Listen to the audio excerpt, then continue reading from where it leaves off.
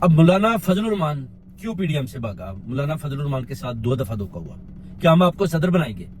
آپ کو صدارت کی چیئر پر بٹھائیں گے، اور جب بھی پی ڈی ایم کامیاب ہوتی ہے یا کوئی بھی پارٹی، سیاسی پارٹی کامیاب ہوتی ہے، وہ آپ دیکھیں گے کہ بالکل آخری ٹائم پر مولانا کے ساتھ دھوکہ کر دیں گے، یعنی مولانا کو صرف ایز جیسے ٹیشو کی طرح یوز کریں گے۔ ان کو پتا ہے کہ مولانا کے پاس اسٹریٹ پاور ہے۔ ابھی یہ سب مولانا کے آگے پھنس چکے ہیں، کیونکہ مولانا نے تیار کر لیا کہ میں نے عمران خان کے ساتھ کھڑا ہونا ہے اور خان کا مینڈیٹ واپس لینا ہے۔ مولانا اپنا غصہ بھی ان کے اوپر نکال رہا ہے، ان کے اوپر بھی سیاسی جو جتنے بھی لیڈران ہیں اسٹیبلشمنٹ کے اوپر بھی، وہ کہتا ہے مینڈیٹ واپس خان کو دیا جائے اور ان کی حکومتوں کو گرایا جائے،